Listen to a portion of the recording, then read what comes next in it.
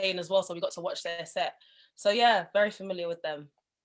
Yeah, that's what I thought of when I saw you guys. But, yeah, I'm so glad they're making waves. Yeah. Like, they're really impressive, and I love their music. So super happy that, you know, yeah. Hey, Jennale. No. Jennale. Oh, hey. Hi. Jennale is also one of our panelists. So it's Victoria, Martine, Francesca, aka Deuxes, and then Jennale. Yeah, you're leading. Danica and I are in the background. And everybody else in the audience that has joined us on Zoom here, hello. We are going to get started here in a second. I am going to ask that you keep your cameras off if you are not one of our panelists. If you have questions, please feel free to drop them in the chat. And myself and or someone on my team will facilitate getting those questions asked. So we'll let a couple more people in and then we'll get started.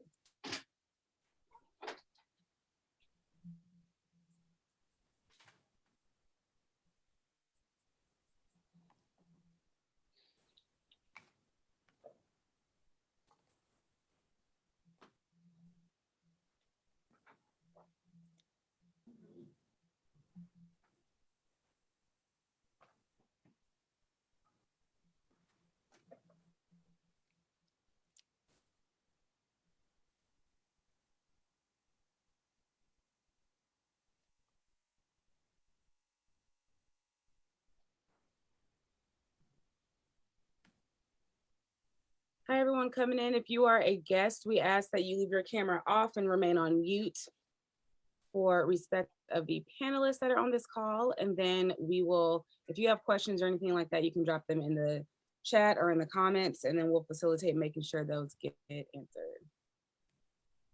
And so I'm actually going to just go ahead and jump right in. We have people joining us here and on both Facebook pages right now. My name is Guitar Gabby. I am off camera right now. Had a long day, but I'm the founder and CEO of TxLips Band LLC. We triple as a self-management firm. Actually, I will come for a sec. We triple as a self-management firm, a consulting firm, and an international rock band collective called Guitar Gabby The TxLips. We have partnered with Guitar Girl magazine, of which I'm the diversity editor.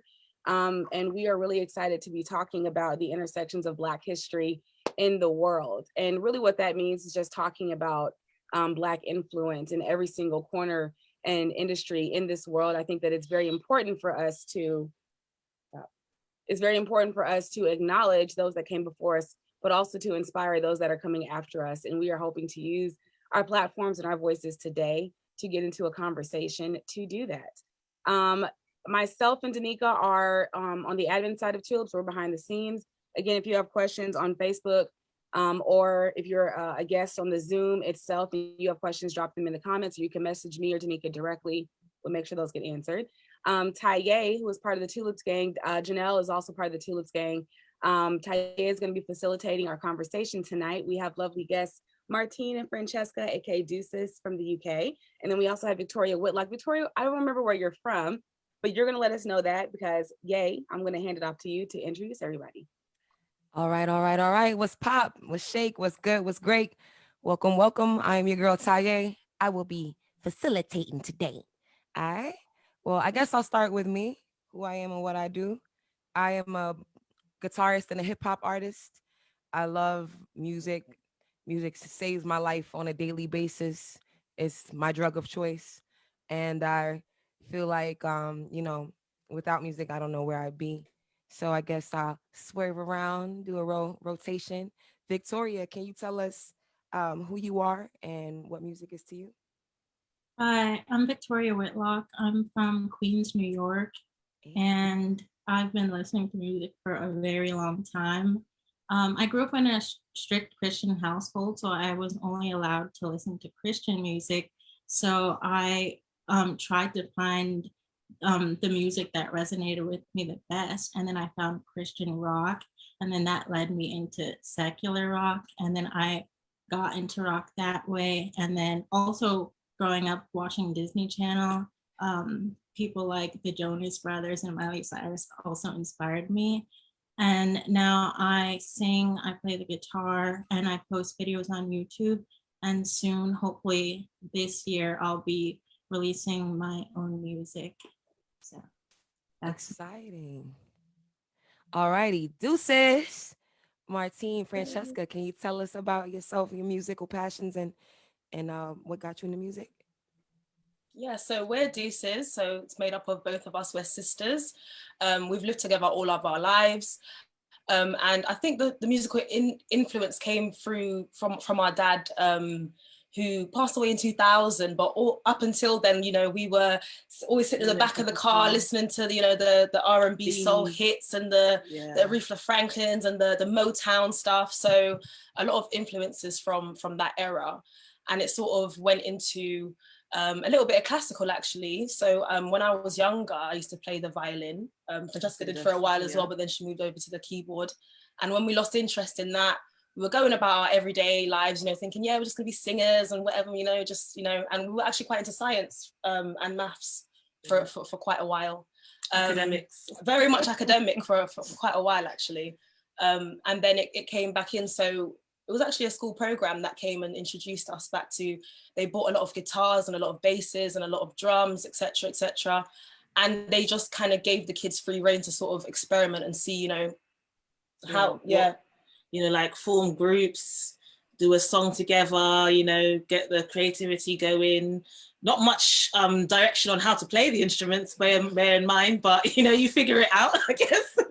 And I think a part of that is it sort of comes through in our music now. I mean, a lot of it is a fusion of a lot of our past influences from today, and just you know, putting them together and sort of making a sound that's got mixes of rock, Motown, soul. And one interesting thing about us is so as we went off to uni and we were sort of in our respective courses, we felt like we kind of wanted to do this music thing because it was just a real pull. So I think one of the reasons why music's always been a pull for us is because it's kind of the only way to sort of put down in a very honest way our experiences as young Black girls living in, you know, London. So because of that, we thought, no, we've got to do this. And we actually had another sister who was in the band. So Francesca is actually originally a drummer, and moved over to the guitar. And we moved to New York for a little while. So we kind of stayed there. We did a few shows, etc. But, you know, we got homesick. But our other sister is still actually at large out in New York, living it up while we're back in the UK. Oh, so you said your third sister's still in New York? Yeah. Oh, wow. Okay. So so that's sort of us in a nutshell. But yeah. Well, we're gonna crack that nut in a moment because there's more to it. It's a pistachio. I like pistachios. You gotta crack that. All righty. Jennale, what's good? Hi guys. So I'm actually from New York too. It's so funny that the majority of us are, you know, New Yorkers one way or another. If we, you know, weren't born here, we came here and became New Yorkers. But I've been a guitarist for about, I want to say 16 years now. Music is the only thing, to be quite honest, that gave me a sense of direction in myself and what I want to do with my life. I always felt, you know, growing up in a multicultural household with a mother who was Caribbean and my dad who's very Southern, I always felt like music was the easiest way to express myself. It made me feel, come out of my shell a little bit, I guess I would say.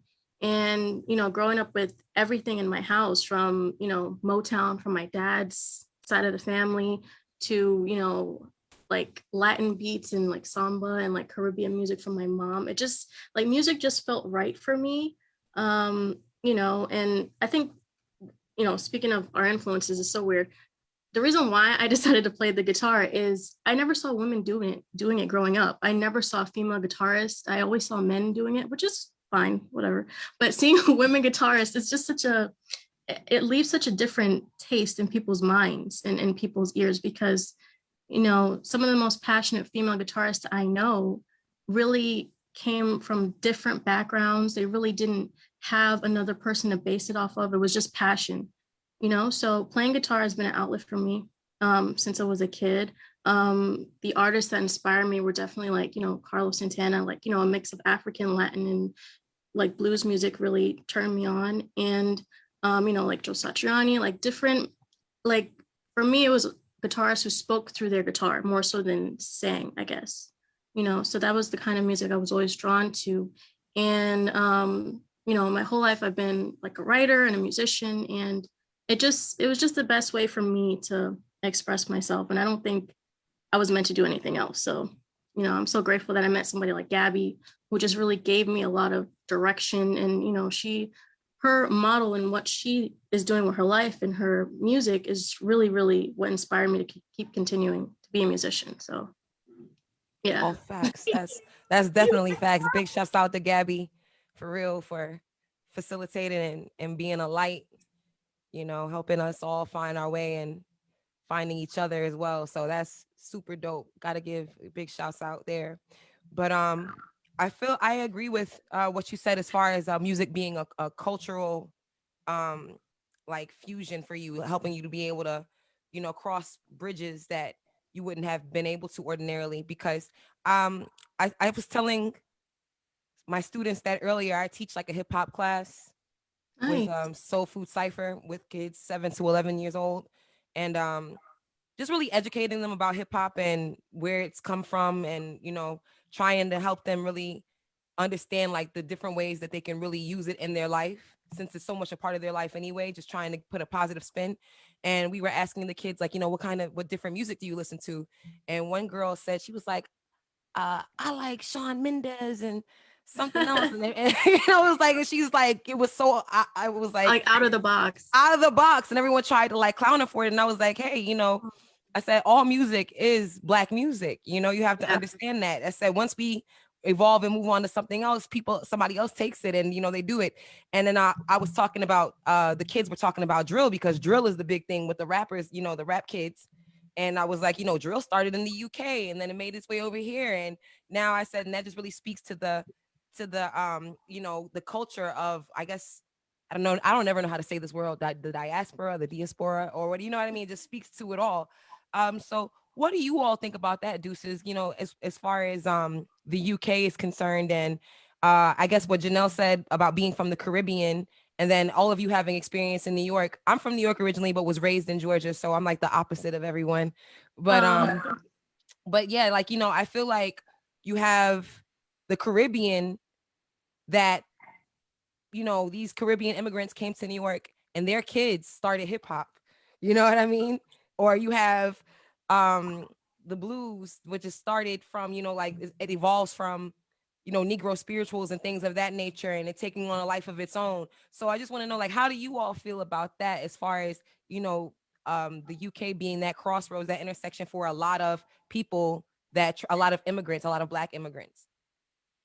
I mean, the British Empire was such a strong force historically, and we touched all continents basically in terms of, you know, the royal family. So there is an overarching influence, and that intersection and that cross section, and it kind of all comes back to Britain and the UK.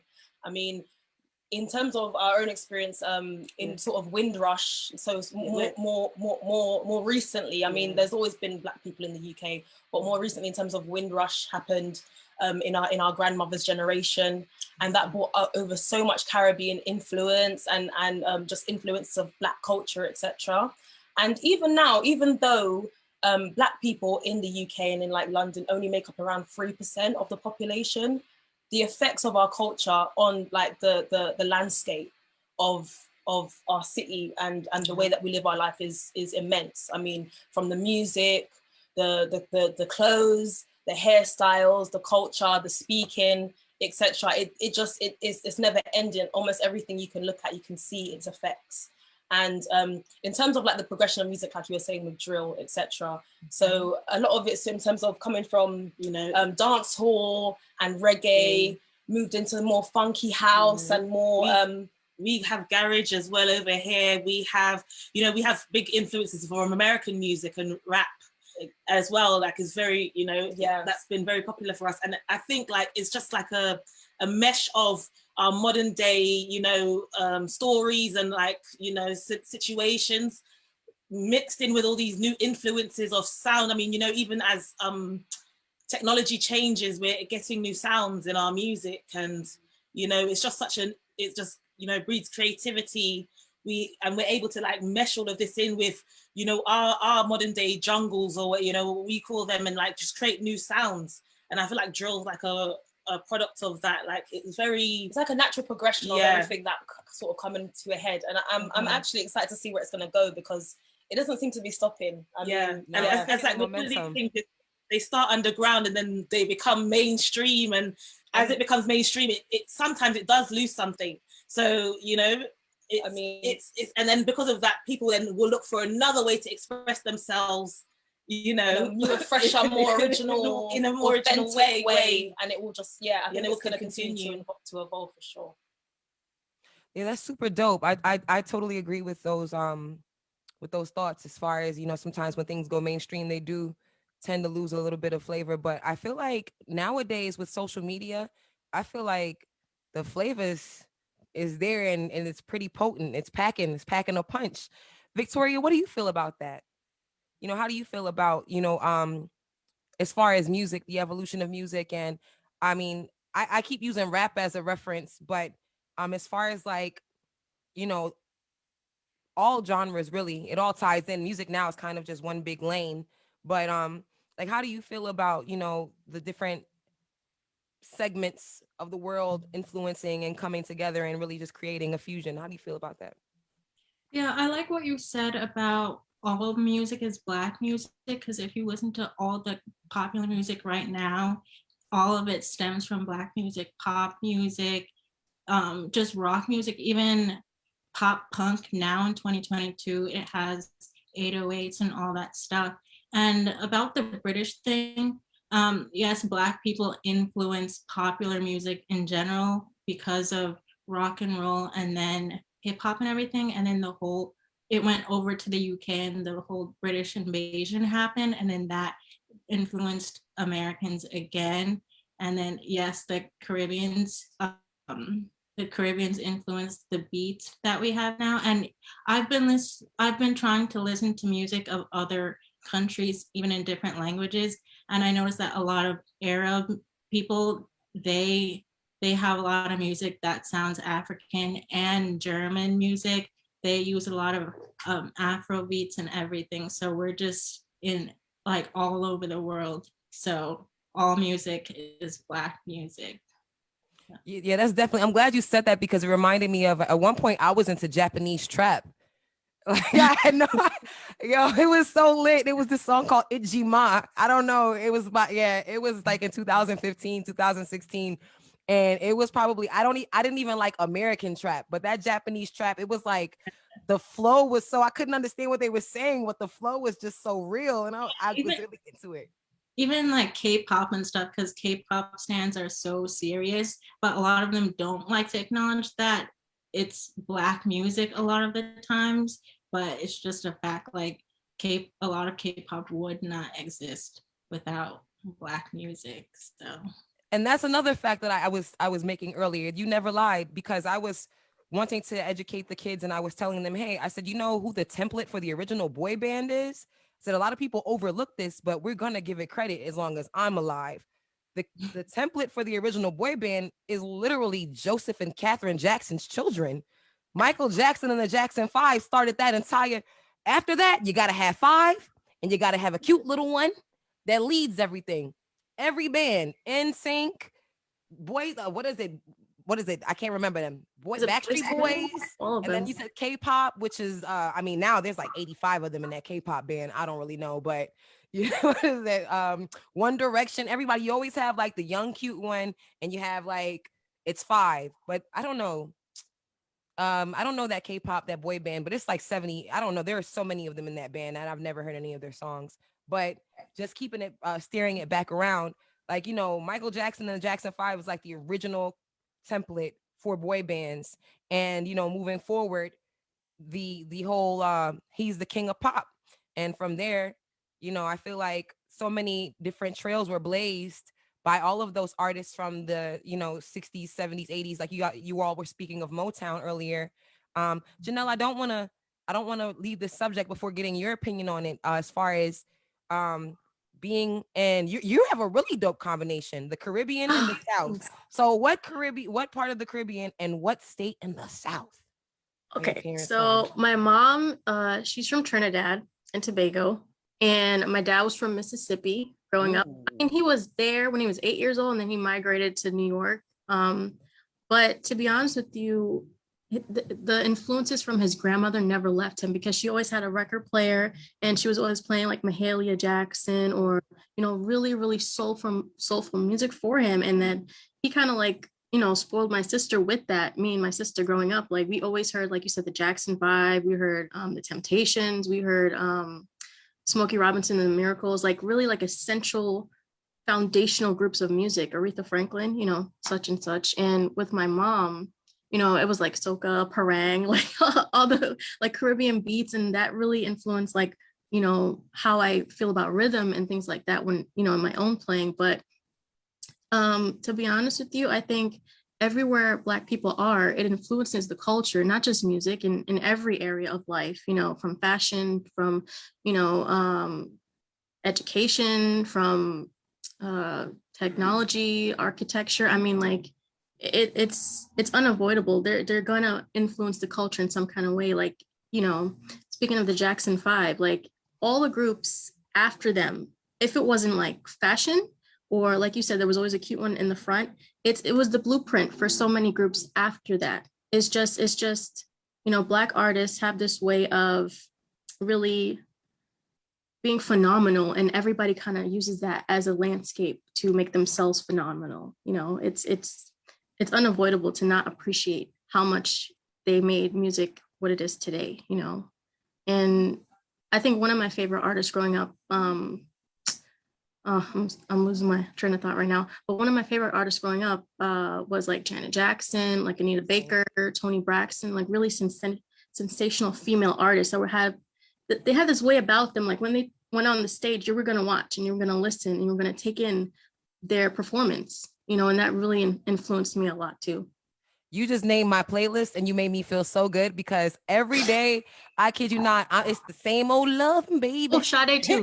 I love Sade. All of that, you know, I can't Tony, get enough of her. Sade, all that, you know, I watch Anita Baker videos. Oh, I've been into Luther. We got to shout out Luther, because I had one kid ask me, he was like, who's Luther Vandross? Because he was listening to Kanye West.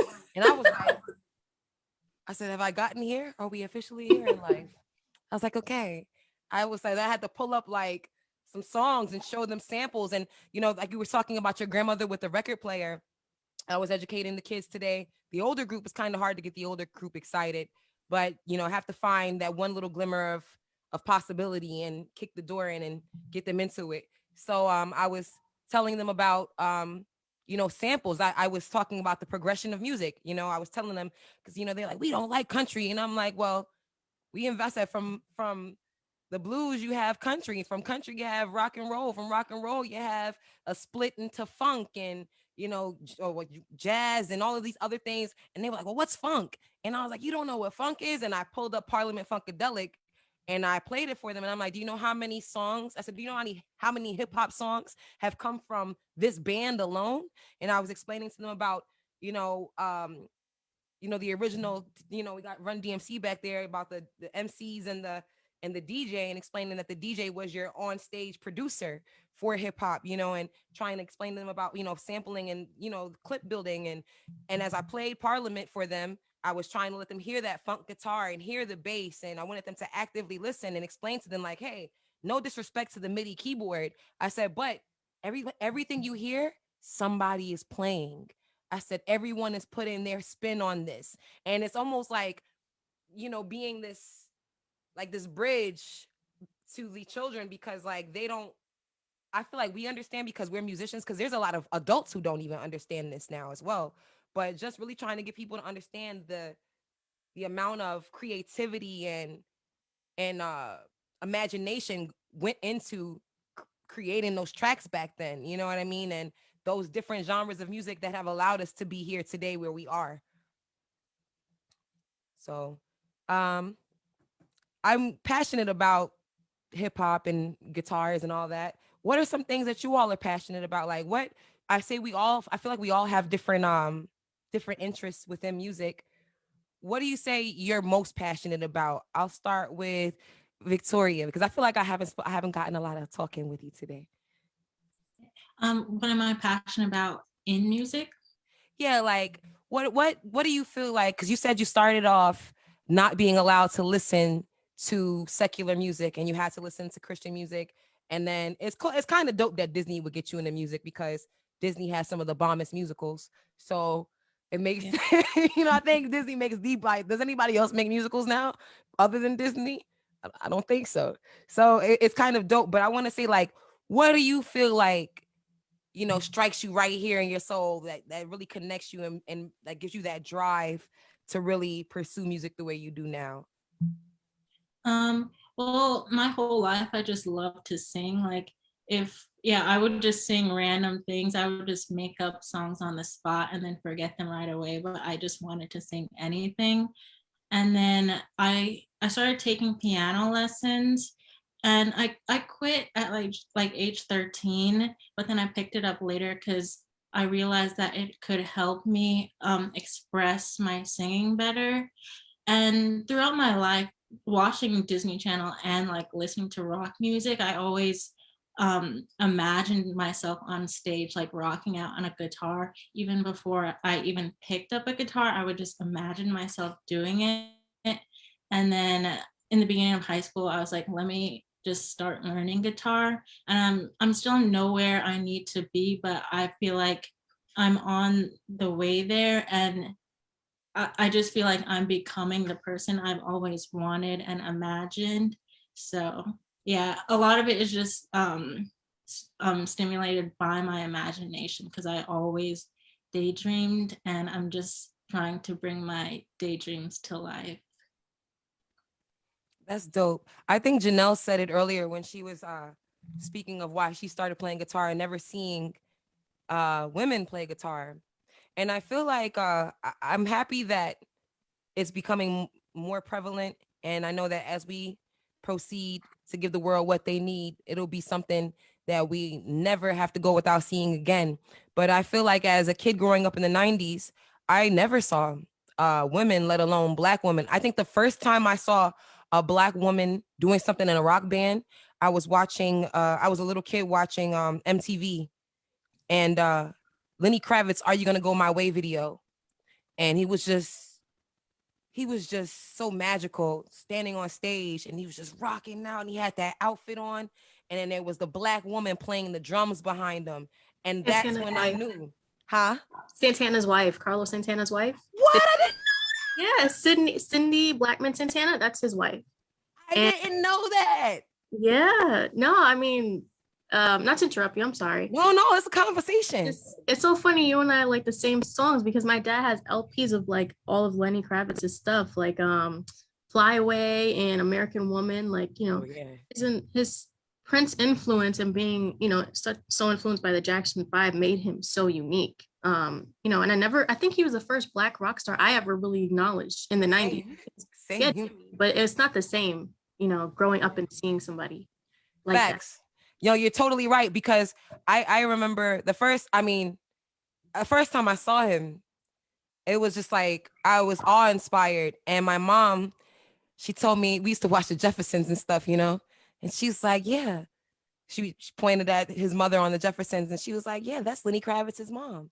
You know what I mean? So she would always tell me that type of stuff, and I just, I was just so enamored with the female drummer, because at that moment I knew it was possible for me to do what I wanted to do. Like, I always thought guitar was so cool. I mean, if you're coming up as a kid in the early 90s, it's like you're watching TV and you're seeing the hair metal bands, and you know what I mean? They're doing all these things, and Tawny Katane is flipping on the car, White Snake videos, for like the greatest hits of the 80s. And you're seeing it, and it's like, it's dope. Hip hop was something that was coming at that time, but it was like rock was it, and then grunge was really being birthed. And you're seeing all of these things that seem so cool, but you never see yourself.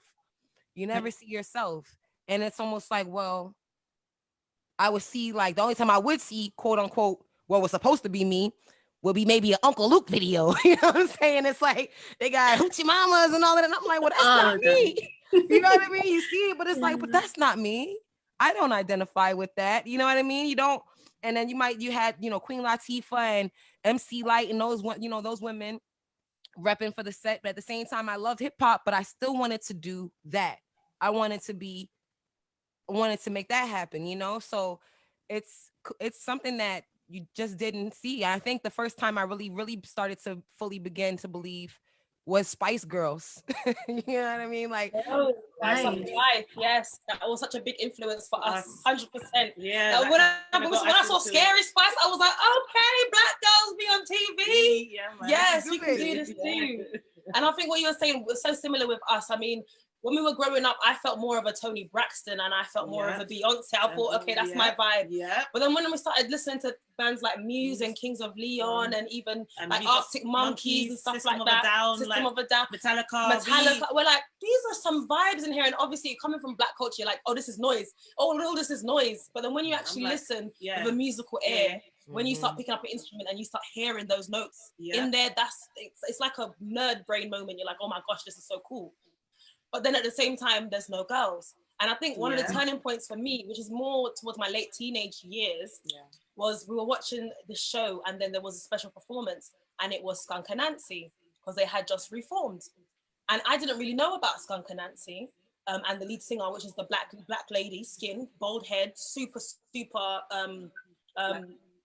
you know, she was such a big thing for like the UK.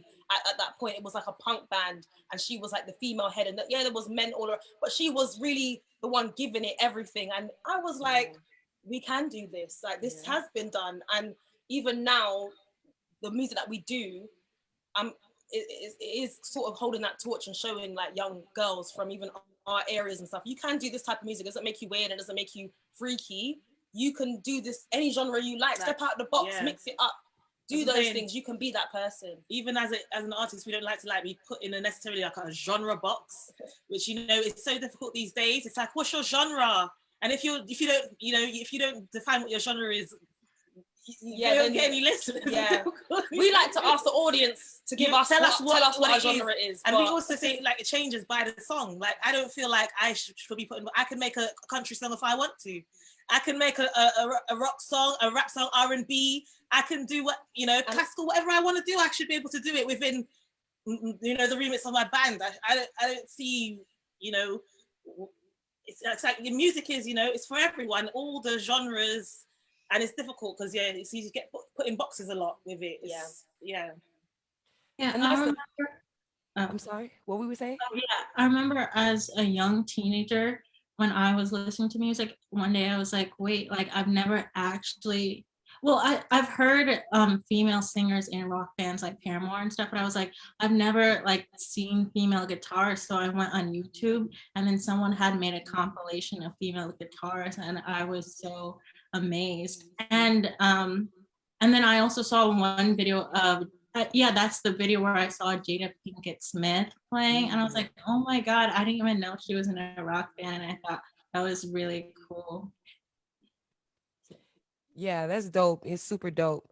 I really love this conversation. I'm so happy to have met you ladies. It's the highlight of my year thus far. Let's get it. But I want to ask you all, let's get it. What are you passionate about outside of music? I'm going to start with my Martine and Francesca. What are you ladies passionate about outside of music?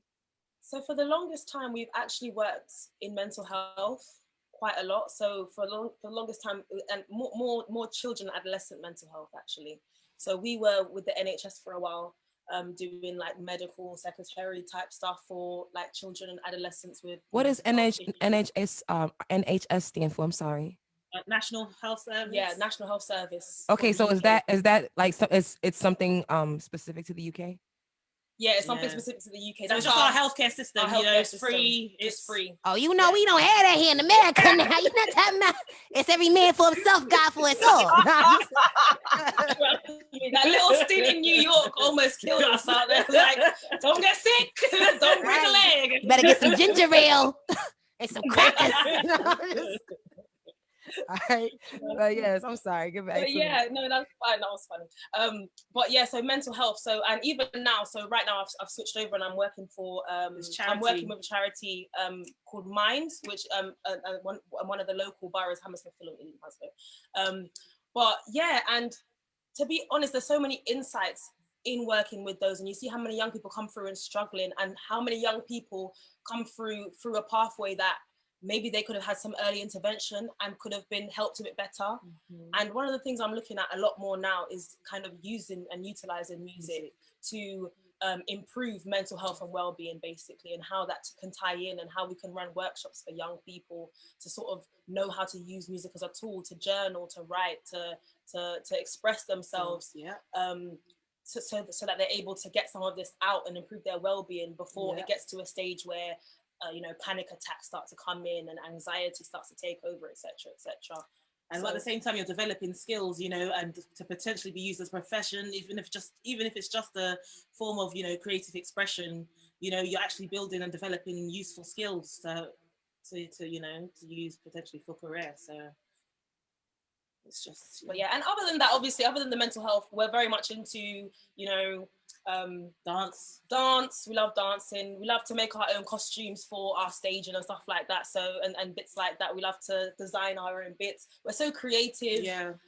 We like to visualize things. So in terms of music videos and all that, storyboard and all those kind of things, we're getting into that. And you know, it's super like anything creative. Really, we're really into it. I mean, yeah. I really appreciate that, for real. You know, one thing that I always notice that I enjoy about UK vernacular, but I never know how to use it in a sentence myself. But it's like you all say, instead of all, you say you lot. Like, oh, the lot of you. You lot, I be peeping that, but I can never use it in a sentence. I wanna do that one day without seeming corny. You know what I'm saying? Yes, but no, you all are really dope. And we really think that's something that's really important, because I feel like when you don't develop the right tools to cope with those things that come up in life, that's when the drugs come. That's when the alcohol comes. That's when the depression comes. And, you know, I feel like, you know, those are big industries. You know, the drug industry is a big industry. The alcohol industry is a big industry. You know, depression, all of those things are, you know, it's kind of in the better interest of the powers that be for you to, you know, pick up something that's going to, you know, destroy you, rather than something that will help develop you. Because that book you pick up, that paintbrush you pick up, that pen you pick up could really be the tool to destroy that system that they have in place. So they don't want to give people that. You know, my mom always told me the pen is mightier than the sword. And it's very true. Art is something they don't want to give people. And it's very important that people like us, and I'm not going to say they don't want to give it, but one thing that you ladies said in the beginning of the conversation, and it made me think about the late 90s, used to always see the save the music, VH1, save the music. I don't think they saved the music. I don't think they did, because, but, you know, bringing it back to you ladies, you said that's what got you playing instruments. You were saying that, or what got you back into playing instruments, there were school programs. And I remember reading about Prince. He, you know, he would say he would just be in the high school for hours and there were instruments all around. That's how he taught himself how to play all the instruments. And, you know, it's just very important to have that, that ability. Yeah. And to be able to touch those things, because I mean, human experience, I mean, where are some of our experiences and what we've been exposed to?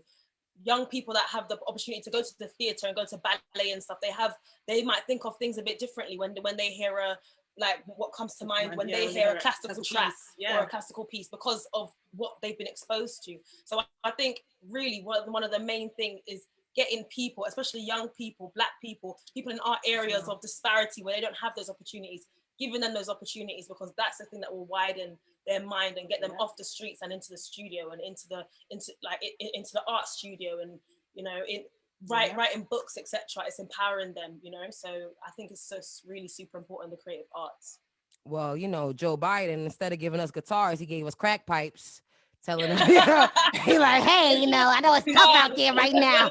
Here's a little crack pipe for you. You know what I'm saying? Literally. Right. Jennale, what are you passionate about outside of music?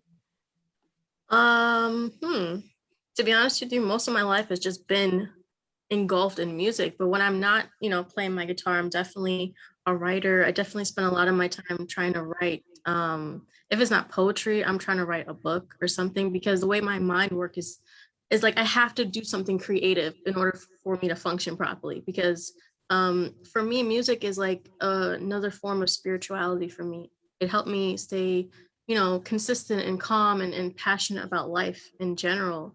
And you know, growing up in a family where everybody is pretty much either in medicine or they're a teacher, it kind of felt like that's my outlet. You know, that's where I want to be, you know, as an artist, or looking for other ways to make my art better.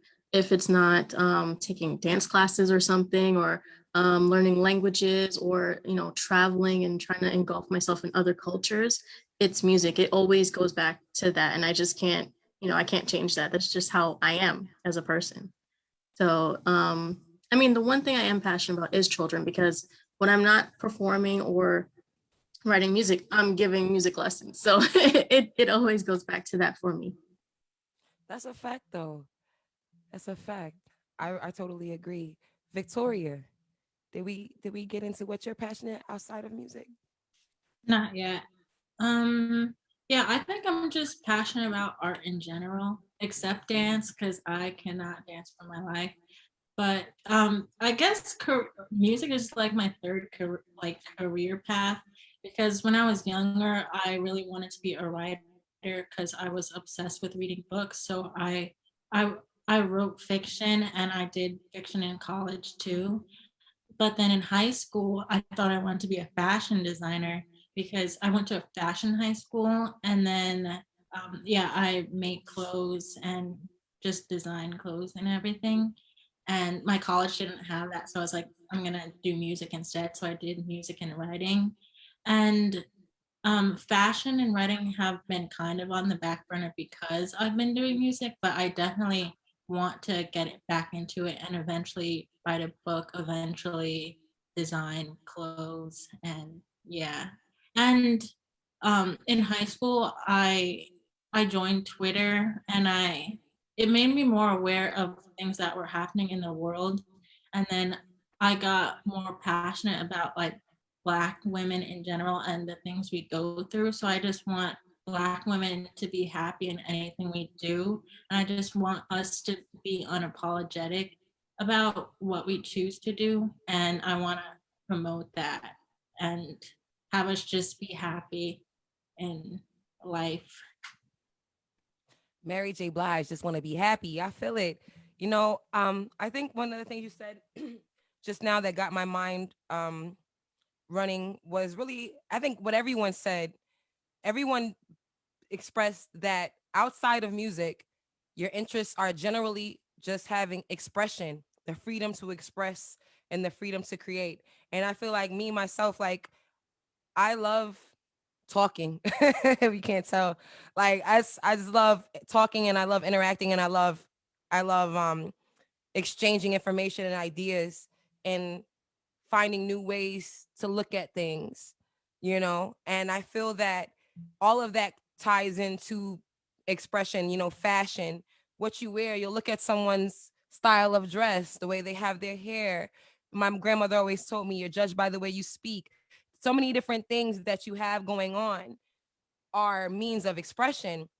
And I feel that most people feel stifled when they are not able to express themselves, or when they do express themselves, they feel like it's not being received, or it's misinterpreted, or it's falling upon deaf ears. And I feel like those are the things that, you know, people turn to music for, or writing, or dancing. Like I can't dance either. The most I could do is a little shoulder shrug, you know, but I still like to do it though, you know. So it's just it's still something that helps to, you know, create that feeling of freedom, that feeling of happiness. Um all of the things that you ladies expressed, it all ties back into just being able to be creative. And I think that's what God wants for us. He's a creator, and they say we're made in his image. So I think we are supposed to be here to create, and, you know, provide light to one another, and just feel lifted and feel great, feel lifted and feel gifted, sharing our gifts with the world, you know. um I don't know. Does anybody else have anything to contribute, you know, as far as that's concerned? Because I think we've pretty much covered a lot of the topics. I think for the last few minutes, we can really just kind of build in the directions. Anybody feel like anything that they were really more passionate about as far as the conversation when today? I mean, just going off from what you were saying in terms of, you know, our purpose and why God put us here, etc., and what Jennale was saying in terms of how spiritual of an experience music is, and how it really does bring you to this almost different energy level. You know, it can really affect your mood, what your thoughts, your behaviors, etc. I mean, even just a simple act of putting on some fast music at the gym and really going ham and be like, yeah, work. It changes, you know, it changes you for that moment. And the way that music really like soundtracks life. Yeah, and yeah, it's just like a soundtrack to life, and having the ability as artists to make those pieces and then share with people and having them connect, I think is one of the ultimate sort of glory, like payments, you know what I mean? It's rewarding. Yeah, it's rewarding in itself. That's reward enough in itself. I mean, you know, especially when you're starting off as a smaller artist, you know, the money takes time, but in terms of the actual rewards from the job, they're always there, just doing it for its own sake. I mean, I always say to Francesca, even if we don't have any fans or followers or anything, and no one listens, I'm gonna listen to my own stuff. There you go. I'm a pump. Right. Well, you gotta, you know what I'm saying? I told my kids that earlier in school today. I said, listen, because the kid, he got up there and he started trying to diss. He was like, I'm gonna pop your grandmother. I was like, I said, hey. I said, you know, we have enough people out here in the world trying to, you know, be our ops or our opposition. I said, why don't we start here right now telling each other how much we love each other and what we can do for each other to help each other. But one point that I want to bring up, we spoke about Black women and Black people in hip hop and rock and everything. But what about the different industries and the different creators, or with the different Black creators in different spaces? Like Jennale, you spoke of I'm sorry, not Jennale, Victoria, you spoke of fashion and that you went to a fashion high school and that fashion was your thing for a moment. And then you spoke about, I think you and Jennale both spoke about writing. Both of you said that writing were something. Who is somebody in fashion that you admire as far as being a Black creative? Well, I haven't paid that much to the fashion industry lately, but I guess you guys have been hearing about like Telfar and stuff. I think that's have you been hearing about Telfar, like the handbags and stuff? Yeah, I've been into that lately because I think it's really nice that Black fashion designers are becoming mainstream and sought after, because we have so many luxury white fashion designers. So I think there should be more luxury Black fashion designers. And I think people like Brandon Blackwood, I think he's also a high-end fashion designer. I think I'm just happy that more of them are coming to the forefront and getting noticed in the mainstream audience. So yeah. As far as in the literary field, did you have anybody that you whose works that you admired as far as authors are concerned? I actually feel like I didn't read enough Black authors growing up, because I never even realized it when I read a bunch of books about like white protagonists by white artists, and I didn't notice until like maybe the end of high school. I was like all of the books that I have read are kind of nothing like me because it's centered around whiteness.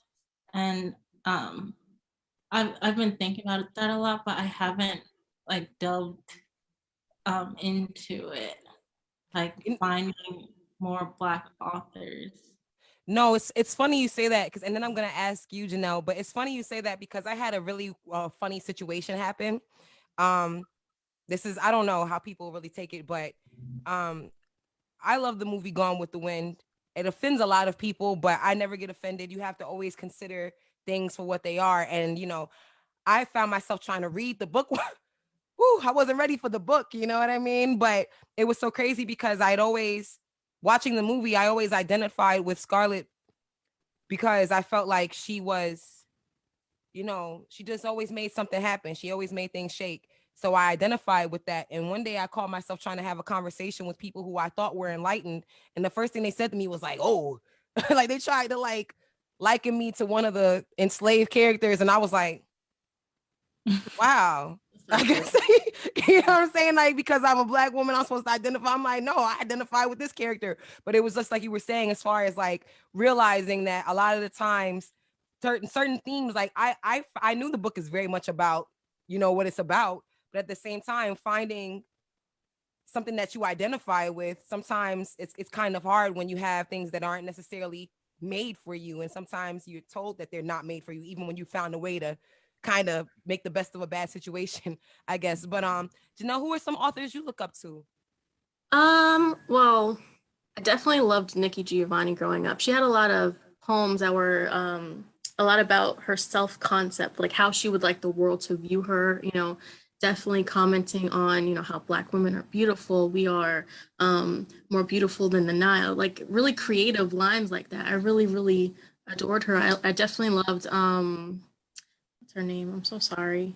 Maya Angelou, just because, you know, growing up in school in New York, she was an easy, accessible author for us. You know, we didn't have to research, like look for her. Her books were right there at her disposal. And, you know, she, from her experience and all of the, you know, things that she had went through growing up, you know, I don't want to mention it now, but she used her voice in such a way to bring her out of her pain that she went through growing up, you know, being a victim of rape. And she wrote about that. And she, I think at one point she got married to the trumpeter. I can't think of his name. I could be Gillespie or no? I think, is it Louis Armstrong that she got married to? And there's a picture of them sitting in the pyramids, or? Oh, I think that was, I didn't know that was her.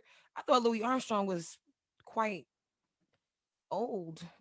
I could be wrong. I could no, be no, wrong. no. I don't think you're wrong, but I did see a picture of the woman that did look similar to Maya Angelou. But you know what? Something you said just now, you know, Maya Angelou and somebody you mentioned earlier, another one of your faves, Maya Angelou and Aretha Franklin have very similar backstories. You know, as far as I didn't know that. As far as, you know, going as far as the abuse, and there was a point in Maya Angelou's life where she went mute for a while because of the abuse she thought her voice killed the man. She thought her voice killed her rapist. So she's I'm not gonna talk because my voice is that powerful. I could kill someone. So, you know, from a writer's point of view, that's very deep. From a regular human being's point of view, that's very, you know, I liked her because, you know, when I was in high school, the authors that they gave us to read, like for example, Toni Morrison. Now, I was not really a fan of her books growing up, just because her books were also always depicting, like, you know, Black suffering, like, you know, incest and really dark, heavy subjects. And is Sula one of her books? Did I have to read that? I think I had to read that. I'm not sure, but I know we had to read The Bluest Eye. And, you know, the whole story is about this mother who was a maid, and, you know, she would, you know, talk down to her daughter when she came home because the girl that she was babysitting happened to be white. And, you know, it too much trauma, like, you know, in reference to culture, like, it's so good to see Black people successful, Black women successful, powerful and happy, because, you know, seeing as they take away art from the school now, like, we don't have art programs anymore. There's no more art classes. There's no band. There's no chorus in New York, you know, and what they do provide us with is always negative, you know, a negative or how would I put, like, an oppressed view of Black people, you know, in everyday life. So when you have, you know, an artist, I guess, very unique in her own way, like Willow Smith, like, she's so unique in her clothing and her music and her genres that she's into. And you have artists like, I know I'm rambling, but I'm trying to get to my point. But you have artists like, all right, for example, like Gabby. Like, I was going through something in my life where I was just really at a crossroads and deciding whether I wanted to continue to pursue guitar before I even saw Gabby's Instagram. And when I saw her and I saw her posing with her guitar and her hair and her outfits and her clothes and her hearing her speak, I was like, wait, I shouldn't give up music. Like, she's doing it. She's happy and she's, she's setting a tone for other women of color to pursue music, to pursue guitar. You know, I know that's not literature, but it's, you know, everything kind of ties into itself in the arts when it comes to the artists. So yeah. No, it's dope. No, it's definitely beautiful. No, like you set out to accomplish. You accomplished what you set out to by what you said just now. My ladies, my deuces. Who do you relate to? I guess you said would it be the healthcare industry, or what industry would you consider outside of music that you have somebody that you look up to?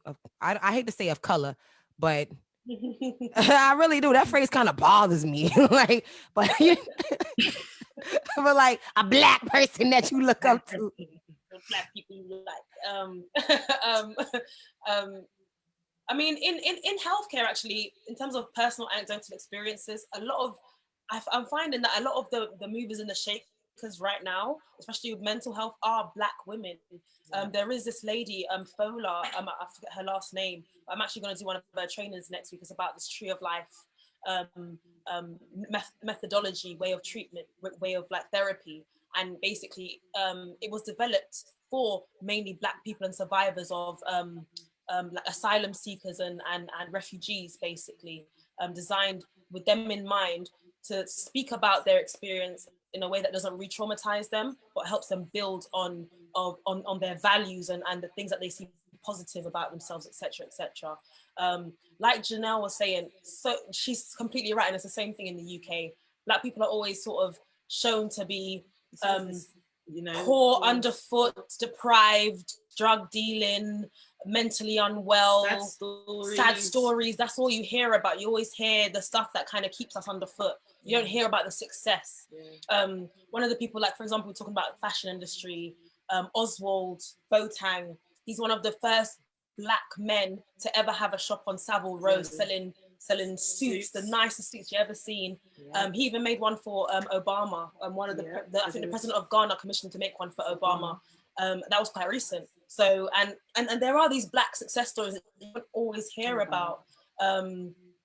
Even with sort of in literature, Benjamin Zephaniah was a big one for us growing up. So he's a British author, and he talks about the Black, the poet author, and he talks about the Black experience, especially in London, in the UK. And he has this one called Half Caste, and you know, and there's so much, and those are the people that kind of make those waves and make those noise, and it opens your mind to think, actually, why do you only ever see or hear about Black people when bad things are happening and when they're doing poorly, and not when and they're the main protagonist in the book, you know, where you know it's that amazing line. It's definitely by design, because I've often thought the same thing, and I have a theory. You know, I said our ancestors, they knew so much. They knew that there was so much power in the image that they left us pictures and pictures and hieroglyphics on the walls of, you know, Kemet, you know. And I get that phrase. They say a picture is worth 1,000 words. So how many words are in those hieroglyphics? You know what I mean? Before they, you know, did what they've done to them and try and tell us that it's not us. But they know how powerful it is for us to see our image, because think about it. I remember there were no Black people playing tennis. Maybe Arthur Ashe. I never saw him. He was just a name to me. You know, just like you said about Jimi Hendrix earlier. No disrespect to either one of those ancestors. But when you see something in real time, it does something for you. So you see Venus and Serena, and now you have the Coco Gauffs, and now you have the Naomi Osakas. You know, you have, you know, you see, once you show us one thing, once we see it, like I said, I saw that lady playing the drums. I saw it. And just like you said, you saw Gabby, and it gave you the energy to keep going. Once we see ourselves, once we see it, and I think I can't remember who said it earlier about imagination. They were speaking. It was you, Jennale. You were speaking of no. It was you. It's Victoria. Victoria, speaking of your imagination, always imagining yourself singing. But I think we all spoke about imagination, but you spoke more in depth on it, about how you just constantly imagine yourself playing guitar. Once your mind's eye is a very powerful thing, you know, and it's very important to see those, to be able to see yourself, of course, speaking of yourself, but once you see something, it's unstoppable. You know what I mean? You can't stop it. And I don't want to OD, but I'm going to take this question. First off, I want to shout out Aquanetta, I believe it is. You said you do poetry. We'd love to know where we could find your poems. We definitely want to support the sister in her literary endeavors. And then we got some questions in the comment. Miss Aquanetta also wants to know, who are your favorite female guitarists? So I'll start with you, Victoria, and we'll slide on over and see from there. I know somebody mentioned Willow Smith. I've been really loving her lately, and I'm so glad she's gotten into pop punk, as I've listened to that my whole life, and I was waiting for it to have a comeback, and now it has. And there's this band called Meet Me at the Altar. I don't know if you guys have heard of them. They're kind of new, and they also do, I guess, pop punk kind of, and they're all women, three women, two Black women, and one of them plays the guitar, and I think they're really amazing. And I think those women have helped me keep going too, because I know I'm always gonna do music, but I've been posting on a YouTube channel, and sometimes I'm like, oh, should I continue with this? Should I just like get a normal job? And then, no, you got to keep going. And I'm not cutting you off because India Irie said something this week, and it's something that I've said on, I had another show that I used to do, and I've continued to say it. And whenever I used to say it, people used to make me like I was the mad rapper. But there's a difference between working musician culture and celebrity culture. And India Irie said it, and I was so appreciative that she said it, because if you go to give somebody a penny in real life, they'll look at you like you're crazy. So how you going to divide a penny and try and give it to me? That I don't understand. That streaming makes no sense. It makes no sense, literally and figuratively. Okay, it barely makes dollars. So how could it make sense? So what we're saying is, so with that being said, no, you don't stop, because guess what? We're here. We are looking for each other. We're looking for you. You know, they've taken our ability. They haven't taken it away. They've tried to take it away because of the Jay-Z's and the Master P's and the Puff Daddies, the people who took the industry and put it on its head, on its head, by being able to go independent. Now they've made it. They've weaseled their way. But guess what? Where there's a will, there's a way. So no, don't stop creating your art. Who cares? YouTube, they bury you with the algorithm. That's what they do now. They figured out, you know, Instagram, all of that stuff. You know, it used to be chronological, time-based. Now they'll show you what somebody did 74 years ago because X amount of people liked it. I don't care how many people liked it. It's the sheep mentality. And they want everyone to just mindlessly, oh, so-and-so's doing it, let me do it too. So-and-so. No, do keep doing you. And guess what? We're going to find each other. And I want to say it so badly, but I'm going to keep a PG here. F the algorithm. The algorithm will not control us. I watch, my show is called, what is it, Westworld, and as it progresses, they show you how they want this artificial intelligence. It's called artificial. I am the official intelligence, not you. You're not gonna think for me and show me who I want to see or who you think I want to see. So no, don't let that deter you. You keep shining, girl. You never know who's looking for you though. Like for Victoria, like she never knows who is watching her and is gonna want to pick up the guitar because of her. You have no idea how many people are going to look at you and say, oh my God, she has what I need, what I'm looking for in myself to be a musician. So you should stick to your music if, you know. That's what I was thinking too, because I make cover videos, and I mean, there's Black women who make covers on YouTube, but I'm like, wait, I haven't seen that many of them. And then I know 2 Black women on YouTube who play guitar, but I'm like, so you need to be number 3. You need to be number 3. Yeah. I was like, never that's know. how I started.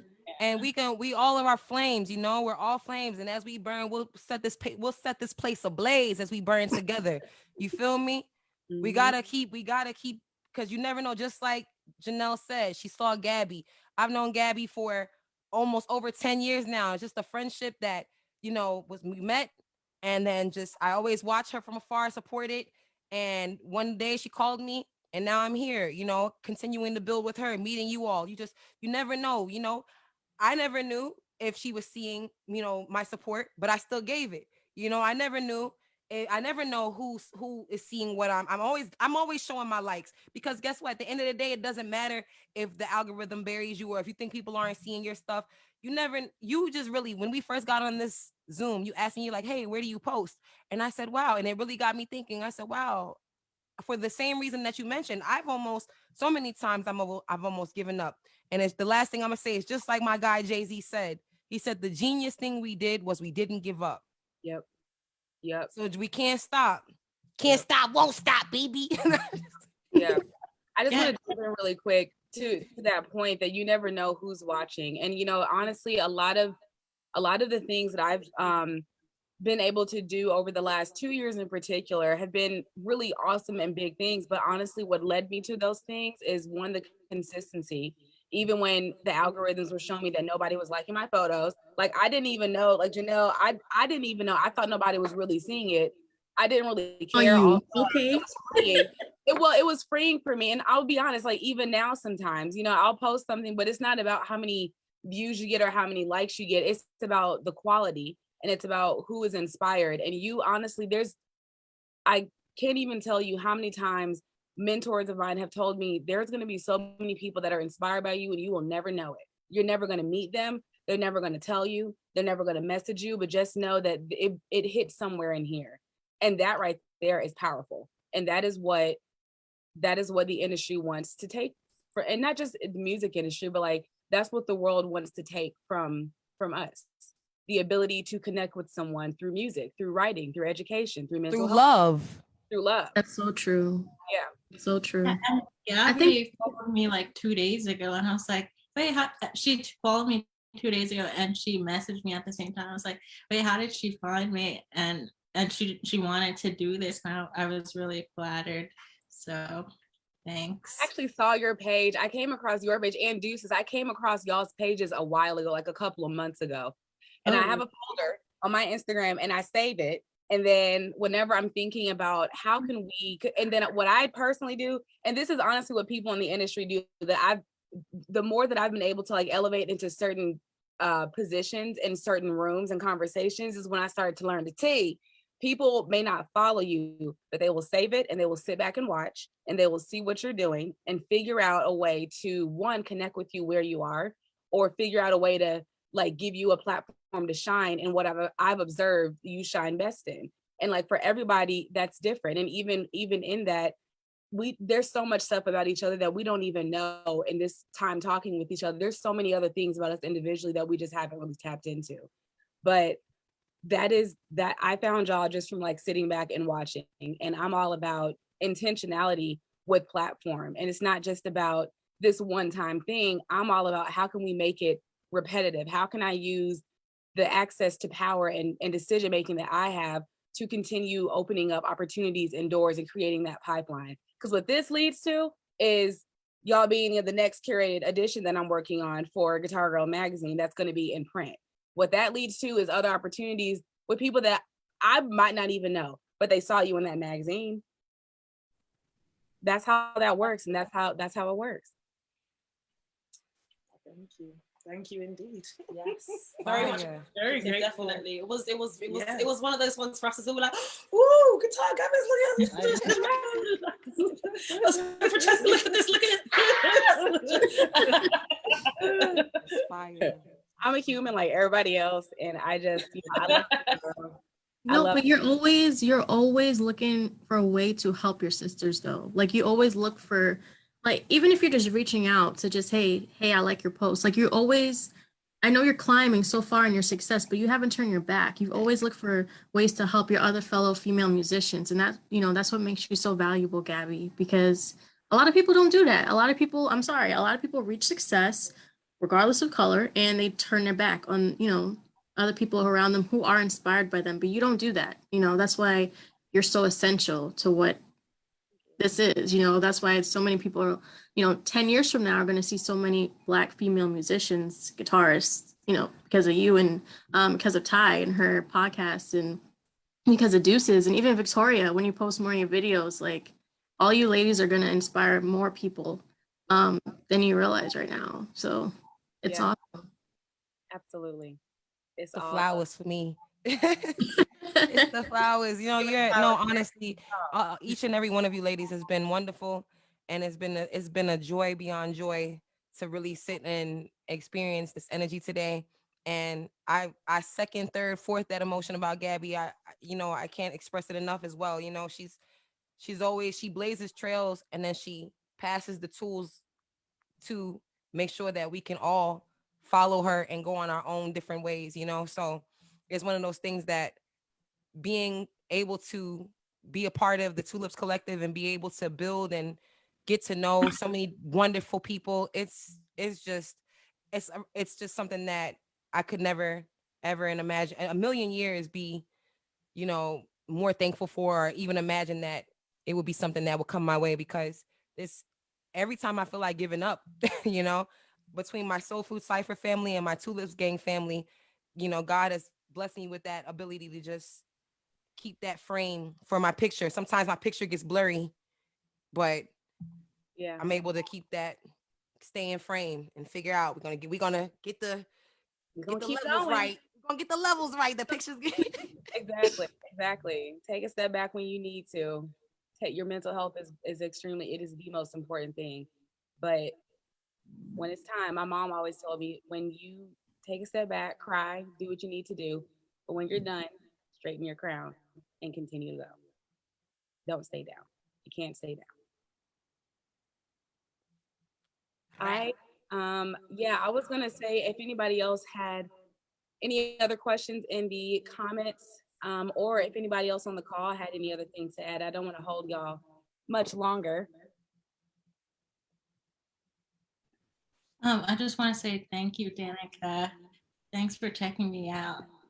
And I'm glad you liked the video. Yeah, where can I find you, ladies? I think Gabby you have the links for everybody. I will. I'll group email everybody again, but it's on that document. Okay, I think so. I think I've got it. I'm pretty sure I do, because I'm gonna be following and staying in tune with everybody, because this is so dope. Just like you said, Jennale, we have a lot in common. I feel like each and every one of us has so much in common, and it's very important for us to know that throughout all of the images that are shown, and all of the negative thought processes that they try and get us to subscribe to, that look, here we are with so much in common, and we're gonna spark the flame, and we're gonna set this world ablaze. Yeah, And it's gonna be lit lady. lit lady. Lit lady. Like her magic. I wish they would try to take a bitch down. I wish. Thank y'all so much for coming. We will definitely be in touch. I'm gonna hit y'all up about magazine stuff after this, and then we'll continue to build, inspire, and change the world, because that's just what Black women do. That's just what we do. It's nothing. Thank y'all so much for coming, and we'll be in touch. Thank you for having us. Thank you so much, Gabby. Oh, and Ty, for this awesome Yes, podcast. and Ty, Amazing facilitator. yes. Thank you kindly. Thank you kindly. It's my pleasure. Seriously. I love you, ladies. Thank you so much. I can't express my gratitude enough. Thank you. Thank y'all. Have a good evening. Nice meeting all of you guys. Have a great evening. See ya. Bye.